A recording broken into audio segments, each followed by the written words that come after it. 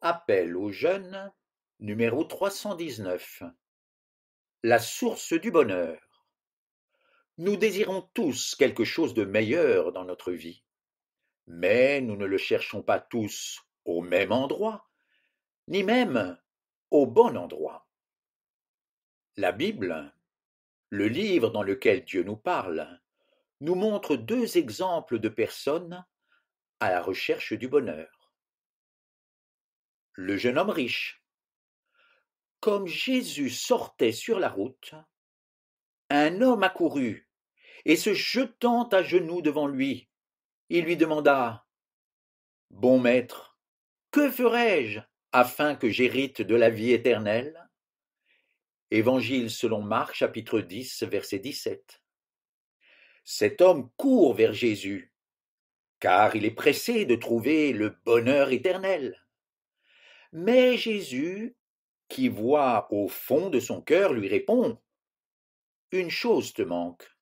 Va, vends tout ce que tu as et donne aux pauvres. Verset 21. Alors le jeune homme s'en va démoralisé, car il avait de grands biens. Verset 22.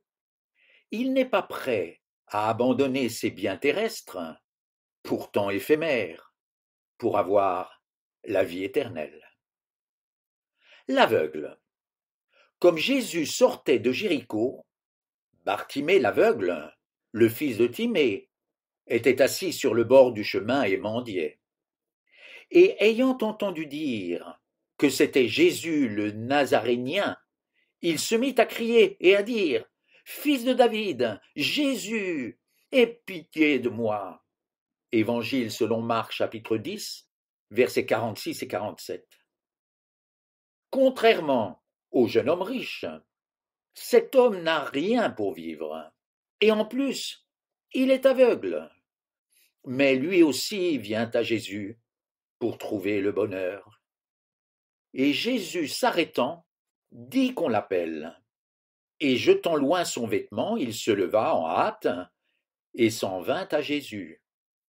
Évangile selon Marc, chapitre 10, versets 49 à 50. Cet homme aussi marche vite pour venir voir Jésus. Il abandonne son vêtement, tout ce qui le gêne pour avancer. Il fait confiance à Jésus, car il sait qu'il a la puissance de le tirer de sa situation et de lui donner quelque chose de bien meilleur.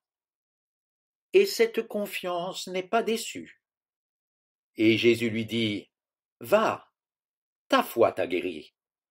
Et aussitôt, il recouvra la vue, et il le suivit dans le chemin. Évangile selon Marc, chapitre 10, verset 52. Et toi, et moi, qu'est-ce que le bonheur pour nous? Où le cherchons-nous? À quoi nous accrochons-nous pour essayer de le trouver? À notre richesse, notre santé, notre intelligence, notre capacité, nos relations? Nous serons forcément déçus un jour ou l'autre, et surtout, nous ne trouverons pas le bonheur éternel. Le choix de Bartimée, la santé, l'argent sont des privilèges qui nous apportent un certain bien-être, mais cela ne nous apporte aucune paix ou joie durable, et certainement pas la paix du cœur, ni un avenir éternel. Alors faisons comme cet aveugle.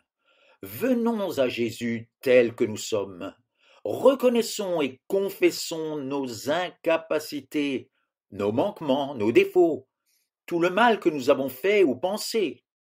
Croyons que sans lui, nous ne pouvons pas trouver le bonheur, présent et éternel. Acceptons son amour immense, qu'il a manifesté en mourant sur la croix à notre place, pour que nos péchés soient effacés pour toujours.